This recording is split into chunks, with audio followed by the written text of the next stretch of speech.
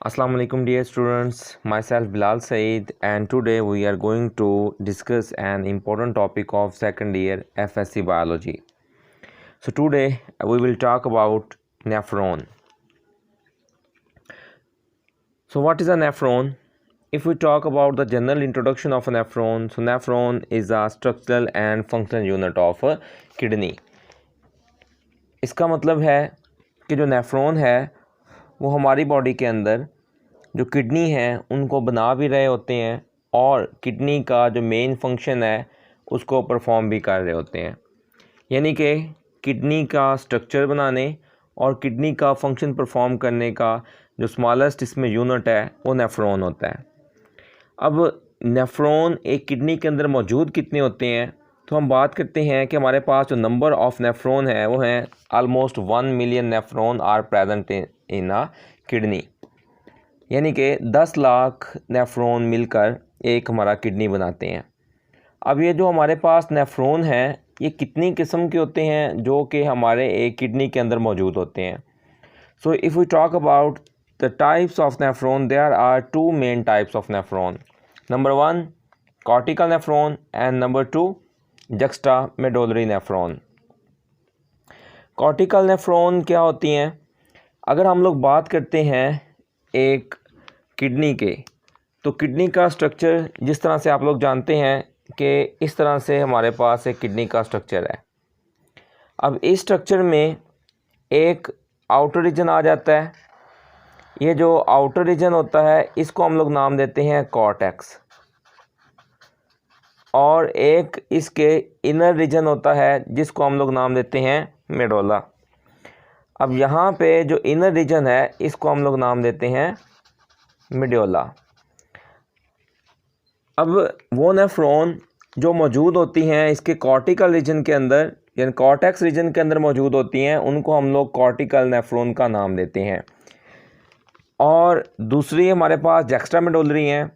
हम जनरली ये कहते हैं कि those nephron which are present at the border of cortex, कि जो कॉर्टेक्स के बॉर्डर के ऊपर मौजूद होती हैं उनको हम लोग नाम देते हैं जक्स्टामेडुलरी नेफ्रॉन।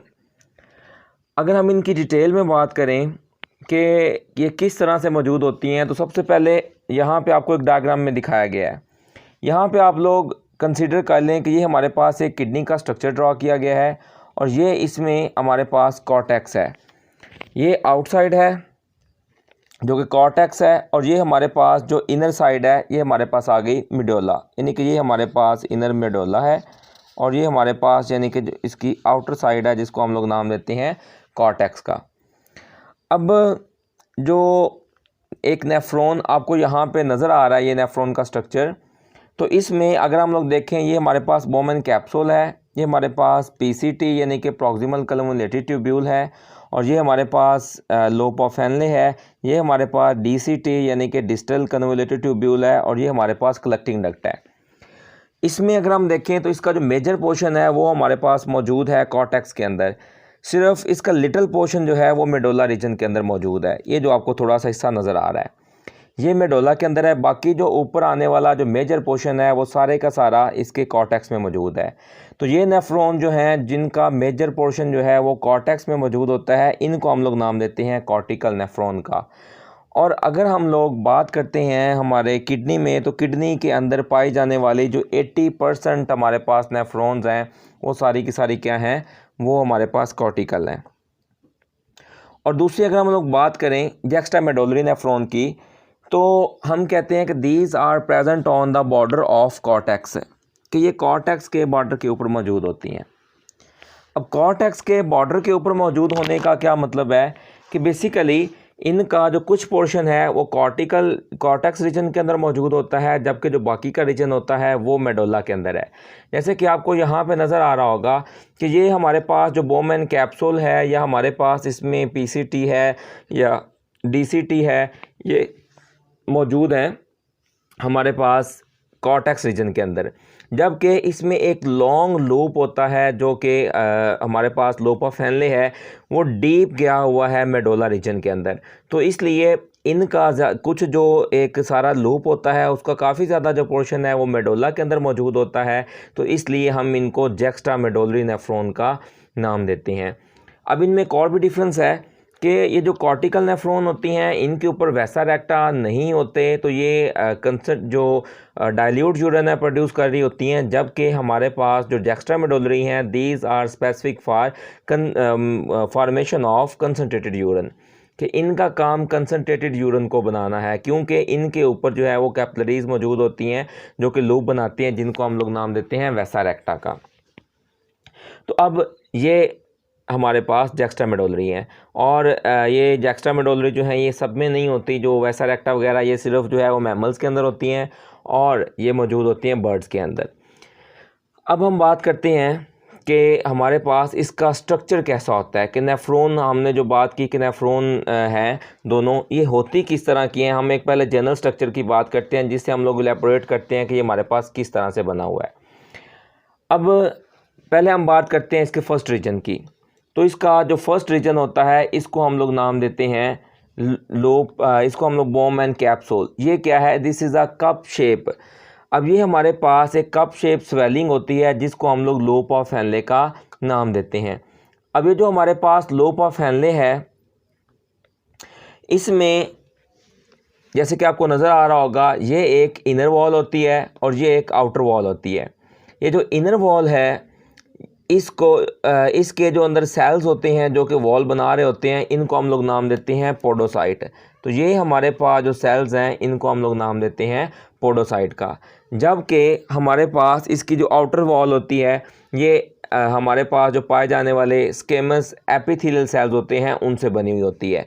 यानी कि ये सारी की सारी जो हमारी आउटर वॉल है ये स्केमस एपिथेलियम सेल से मिलकर बनी हुई है, और इसकी जो इनर वॉल होती है वो हमारे पास पोडोसाइट से बनी हुई होती है। और इनके दरमियान में ये जो थोड़ा सा आपको पोर्स नज़र आ रहे होते हैं ये वही पोर्स होते हैं जहाँ से जो फिल्ट्रेट है वो मूव करता है, और इसको हम लोग स्लिट पोर का नाम देते हैं। अब इसमें जो ब्लड सप्लाई है वो हो रही होती है। अब यहाँ पे हमारे पास दो आर्ट्रियोल्स होते हैं जो कि इसमें ब्लड लेकर आने और यहाँ से लेकर जाने का काम करते हैं। तो जो इसमें ब्लड लेकर आ रहे होते हैं उनको हम लोग नाम देते हैं एफरेंट आर्ट्रियोल, यानी कि ये हमारे पास हैं जिनका काम है यहाँ से यहाँ बोम एंड कैप्सूल के अंदर ब्लड लेके आना। अब यहाँ पे ब्लड कैपिलरीज मौजूद होती हैं जिनको हम लोग नाम देते हैं ग्लोमेरुलस, यानी कि जो हमारे पास सेट ऑफ ब्लड कैपिलरीज है इसको हम लोग नाम देते हैं ग्लोमेरुलस का। यहाँ पे आलमोस्ट 50 ब्लड कैपिलरीज जो है वो प्रेजेंट होती हैं। अब ये जो एंटर हो रहा है इसमें ब्लड वो एफरेंट आर्ट्रियोल के ज़रिए से हो रहा होता है, जबकि इसमें जो लीव कर रहा होता है वो इफरेंट के ज़रिए कर रहा होता है। इसको आसानी से याद रखने के लिए आप ई फॉर एग्जिट याद रख सकते हैं कि एग्जिट हमारे पास इससे हो रहा है। और अगर आप लोग इसकी डायग्राम के ऊपर थोड़ा फोकस करें तो आपको ये हिस्सा थोड़ा सा वाइडर नज़र आ रहा है, जबकि ये हिस्सा आपको थोड़ा सा नैरो नज़र आ रहा है। अब इसका एक इम्पॉर्टेंट फंक्शन होता है कि जो हमारे पास इफरेंट आर्ट्रियोल है ये थोड़ा नैरो होता है, जिसकी वजह से यहाँ पे जो ब्लड निकल रहा होता है वो स्पेस के कम होने की वजह से बहुत स्लो मूव करता है, यानी कि कम बार जाता है, जिससे क्या है कि एक प्रेशर जनरेट होता है और वही प्रेशर हमारे पास मौजूद होता है फिल्ट्रेशन के लिए। तो ये हमारे पास इसमें जो है वो ग्लोमेरुलस मौजूद होती हैं जिसके अंदर ग्लोमेरुलस फिल्ट्रेशन होती है। अब इसके अंदर जो फिल्ट्रेशन होती है यानी कि जो भी मॉलिक्यूल्स होते हैं वो फिल्ट्रेट होकर बाहर निकल कर इसके ल्यूमन के अंदर आ जाते हैं, जिनसे फिर आगे मूव करते होते हैं इसके सेकंड पोर्शन में जो कि हमारे पास ट्यूब्यूलर रीजन है। अब ये जो ट्यूब्यूलर रीजन है इसका जो स्टार्टिंग पॉइंट है इसको हम लोग नाम देते हैं प्रॉक्सिमल कन्वोलेटेड ट्यूब्यूल।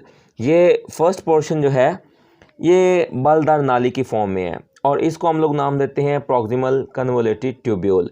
प्रॉक्सिमल हम बोलते हैं स्टार्टिंग पॉइंट को, तो ये चूँकि इसके स्टार्ट में मौजूद होती हैं तो इसलिए हम इसको PCT बोलते हैं। इसके बाद जो ट्यूब्यूल है वो नीचे को मुड़ जाती है और एक यू शेप स्ट्रक्चर बनाती है जिसको हम लोग नाम देते हैं loop of Henle. This U shape structure is known as a loop of Henley. ये जो कंप्लीट आपको सारा का सारा स्ट्रक्चर आ रहा है नज़र, ये सारा लोप ऑफ हेनले है। इसमें जो नीचे को आने वाला पोर्शन होता है जिसमें मॉलिक्यूल जो हैं वो नीचे को मूव कर रहे होते हैं, उसको हम लोग डिसेंडिंग लूप ऑफ हेनले का नाम देते हैं। और जो जिसमें ऊपर को फिल्ट्रेट जो है वो मूव कर रहे होते हैं उसको हम लोग नाम देते हैं असेंडिंग लिम, यानी कि ये उसकी लूप ऑफ हेनले की डिसेंडिंग लिम होती है। और ये हमारे पास जो है जिसमें ऊपर को मॉलिक्यूल्स मूव कर रहे होते हैं उसको हम लोग असेंडिंग लिम का नाम देते हैं। इन दोनों का बहुत ही स्पेसिफिक फंक्शन होता है जिसको हम लोग जो है वो फंक्शन ऑफ नेफ्रॉन के अंदर डिस्कस करते हैं कि ये जो है डिसेंडिंग वो वाटर की एब्जॉर्प्शन के अंदर इस्तेमाल हो रही होती हैं, जबकि जो असेंडिंग है ये सोडियम आयंस होते हैं और पोटाशियम आयंस होते हैं उनकी अपटेक के लिए इस्तेमाल हो रहे होते हैं। इसके बाद जो लास्ट इसका कन्वोलेटेड पोर्शन आ जाता है, इसको हम लोग नाम देते हैं डिस्टल कन्वोलेटेड ट्यूब्यूल। अब ये जो हमारे पास डिस्टल कन्वोलेटेड ट्यूब्यूल होती हैं इनका काम भी एब्जॉर्प्शन के अंदर इन्वॉल्व होता है। और डिस्टल जो हम लास्ट पोर्शन या एंड वाले पोर्शन की बात करते हैं तो इसलिए इसको हम DCT बोलते हैं। और इसके बाद ये एंटर हो जाती हैं एक मेन डक्ट के अंदर जिसको हम लोग नाम देते हैं कलेक्टिंग डक्ट का, चूँकि इसमें बहुत सारी नेफ्रॉन आकर अपना जो वेस्ट मटेरियल है वो डाल देती हैं जिसको हम लोग यूरिन का नाम देते हैं। और हम नॉर्मली बात करते हैं कि 6 जो हमारे पास नेफ्रॉन होती हैं वो इसमें आकर अपने जो वेस्ट हैं वो ऐड कर देती हैं। अगर हम लोग इसमें बात करें फंक्शन की कि नेफ्रॉन फंक्शन किस तरह परफॉर्म करती है, तो हमने बात की कि सबसे पहला हमारे पास जो इसमें स्टेप है यूरिन फॉर्मेशन का वो ग्लोमेरुलस फिल्ट्रेशन होती है। अब ये जो ग्लोमेरुलस फिल्ट्रेशन है वो हो रही होती है इसके ग्लोमेरुलस के अंदर। अब यहाँ से जो मॉलिक्यूल जो हैं वो फ़िल्टर होकर जाते हैं, तो सबसे पहले जो रीअब्जॉर्प्शन का अमल स्टार्ट होता है वो होता है प्रॉक्सिमल कन्वोलेटेड ट्यूब्यूल से। ये जो प्रॉक्सिमल कन्वोलेटेड ट्यूब्यूल्स हैं इनके अंदर यहाँ पे जो मॉलिक्यूल्स मौजूद होते हैं वो हम कहते हैं कि ब्रश लाइक उनकी जो है बॉर्डर जो है वो ब्रश लाइक होते हैं। अब ये जो ब्रश लाइक बॉर्डर्स होते हैं इनको हम लोग नाम देते हैं वेलाई का।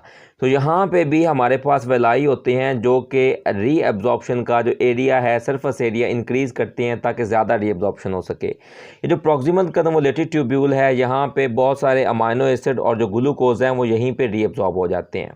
इसके बाद जो फिल्ट्रेट आता है उसमें हमारे पास आ जाते हैं वाटर आ जाते हैं, साल्ट आ जाते हैं, सोडियम और पोटाशियम के आयंस आ जाते हैं, कुछ हमारे पास जो है विटामिन्स आ जाते हैं, तो वो नीचे को मूव करते हैं। ये जो हमारे पास पोर्शन है यहाँ पे जब हमारे पास फिल्ट्रेट मौजूद होता है तो हम कहते हैं कि वो हमारे पास आइसोटोनिक है।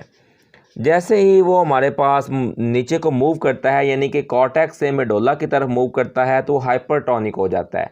हाइपरटोनिक क्यों हो जाता है? क्योंकि यहाँ से इसमें से जो वाटर है वो एब्जॉर्ब हो जाएगा, वाटर ओस्मोसिस के ज़रिए से बाहर आ जाता है, जिसकी वजह से जैसे जैसे वाटर बाहर आता जाएगा जो सोल्यूट है उसकी कंसंट्रेशन इंक्रीज़ होती जाएगी और नीचे पहुँचते पहुँचते इसका जो ऑस्मोटिक लेवल है वो चेंज होकर ये हाई ऑस्मोटिक यानी कि हाइपरटोनिक के अंदर चेंज हो जाएगी। अब अगर हम लोग जब बात करते हैं कि हमारे पास मॉलिक्यूल जो हैं वो असेंडिंग लिम्ब के अंदर जाते हैं तो यहाँ पे अपटेक होती है सोडियम और पोटाशियम की, यानी कि ये जो रीजन है this is a specific for sodium and potassium ions Uptake. इसमें सोडियम आयंस क्यों अपटेक होते हैं, यहाँ पे वाटर क्यों होता है, उसकी भी एक रीज़न है कि ये जो डिसेंडिंग लिम्ब है this is a permeable for water and this is a impermeable for sodium and potassium, but this ascending limb is a permeable for sodium and potassium but impermeable for water। इसलिए इधर से water हमारे पास जो है वो reabsorb हो रहा होता है और इधर से सोडियम। तो जिस तरह हमारे पास सोडियम मूव करते हैं ऊपर जाकर DCT में जब पहुंचते हैं तब भी इसकी कंसंट्रेशन दोबारा से आइसोटोनिक हो जाती है। अब इसके बाद वो DCT में जाते हैं तो वहाँ पे इसमें जो हमारे पास बाइकार्बोनेट आयंस होते हैं वो भी रीअब्जॉर्ब होते हैं और इसके बाद इसको भेज दिया जाता है कलेक्टिंग डक्ट में जहाँ पे वाटर की रीअब्जॉर्प्शन होती है और इसके बाद रीअब्जॉर्प्शन कंप्लीट हो जाती है तो उसमें कुछ ट्यूब्यूलर सेक्रीशंस को ऐड किया जाता है जिसमें हाइड्रोजन आयंस होते हैं। अब उसका जो स्पेसिफिक फंक्शन है वो हमारा जो यूरिन है उसको उसके अंदर जो pH है उसको मेंटेन करना होता है। सो इसके बाद इसको ऐड कर दिया जाता है कलेक्टिंग डक्ट में जो कि जाकर डाल देती हैं रीनल पेलोस के अंदर जहाँ से यूरेटर के ज़रिए से बाहर निकाल दिया जाता है। So this is a main overview of function and structure of nephron. So thank you so much. अल्लाह हाफिज़।